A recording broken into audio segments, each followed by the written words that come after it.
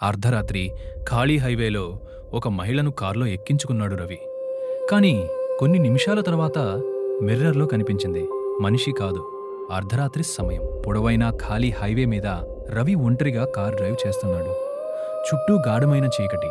ఎక్కడా స్ట్రీట్ లైట్లు లేవు, ఇల్లు లేవు, మనుషులు కూడా లేరు. కేవలం అతని కార్ హెడ్ లైట్లు మాత్రమే ఆ చీకటిని చీల్చుకుంటూ ముందుకు వెళ్తున్నాయి.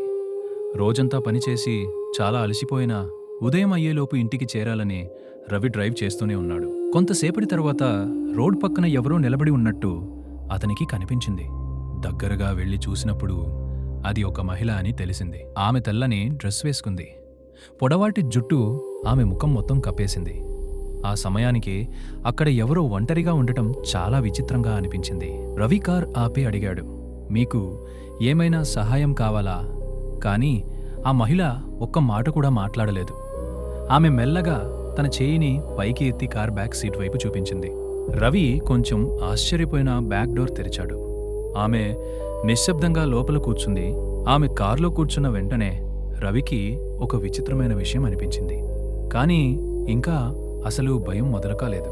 ఆమె లోపలికి వచ్చిన వెంటనే కారులో గాలి ఒక్కసారిగా చాలా చల్లగా మారింది. రవి తన శ్వాస కూడా కనిపిస్తున్నట్టు గమనించాడు. అతని మనసులో ఒక తెలియని భయం నెమ్మదిగా పెరుగుతోంది. రవి అడిగాడు, ఎక్కడికి వెళ్ళాలి? కానీ ఎలాంటి సమాధానం లేదు. ఆమె పూర్తిగా నిశ్శబ్దంగా కూర్చుంది. ముఖం ఇంకా జుట్టు వెనుకే దాగి ఉంది. రవి రియర్ వ్యూ మిర్రర్లో చూశాడు.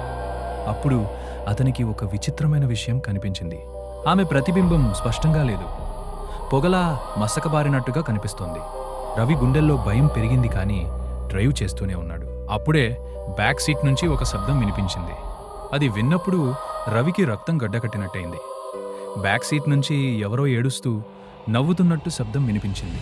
రవి చేతులు స్టీరింగ్ మీద కంపించసాగాయి. కొద్దిసేపటి తర్వాత కారు ఒక్కసారిగా బరువెక్కినట్టు అనిపించింది. అతను యాక్సిలరేటర్ నొక్కిన కారు నెమ్మదిగా కదులుతోంది. లోపల చలి ఇంకా పెరిగింది. విండోలు లోపల నుంచి మసకబారి. రవి మళ్లీ మిర్రర్లో చూశాడు. ఈసారి అతను చూసింది అతని జీవితంలో ఎప్పటికీ మర్చిపోలేని దృశ్యం. ఆ మహిళ ముఖం నెమ్మదిగా పైకి లేస్తుంది. కానీ ఆమె కళ్లల్లో తెల్లటి భాగం లేదు, పూర్తిగా నల్లగా ఉన్నాయి. ఆమె నోరు అసహజంగా పెద్దగా తెరుచుకుంది. వెంటనే కారులో ఒక భయంకరమైన అరుపు వినిపించింది. రవి భయంతో వెంటనే కారు ఆపేశాడు. అతను వెనక్కి తిరిగి చూశాడు. కానీ బ్యాక్ సీట్ ఖాళీగా ఉంది. డోర్ ఇంకా మూసే ఉంది. అక్కడ ఎవ్వరూ లేరు. రవి గుండె బలంగా కొట్టుకుంటోంది. అతను వెంటనే కార్ స్టార్ట్ చేసి చాలా వేగంగా అక్కడి నుంచి వెళ్ళిపోయాడు. అప్పుడే ఒక్కసారిగా కార్ పైకప్పు మీద బలంగా ఒక తట్టు వినిపించింది. టక్, మళ్లీ టక్, టక్ అని వినిపించింది. ఎవరో కార్ మీద క్రాల్ చేస్తున్నట్టుగా అనిపించింది. రవి భయంతో ఇంకా వేగంగా డ్రైవ్ చేశాడు. చివరికి ఒక చిన్న పెట్రోల్ బంక్ దగ్గరకు చేరి కారు ఆపాడు. అతను కారు నుంచి దిగాడు. చెమటలు పట్టి వణుకుతున్నాడు. పెట్రోల్ బంక్ వర్కర్ అతన్ని చూసి అడిగాడు, ఏమైంది సార్? ఎందుకు ఇలా భయపడుతున్నారు? రవి జరిగినంతా చెప్పాడు. ఆ వర్కర్ నిశ్శబ్దంగా విన్నాడు. తర్వాత నెమ్మదిగా చెప్పాడు, ఆ హైవేలో చాలా డ్రైవర్లు అదే మహిళను చూశారు. ఏళ్ల క్రితం అక్కడ ఒక మహిళ ప్రమాదంలో చనిపోయింది. అప్పటినుంచి ఆమె సహాయం కోసం ఆగిన కార్లను ఇప్పటికీ ఆపుతుంది. రవి తన కారు వైపు చివరిసారి చూశాడు.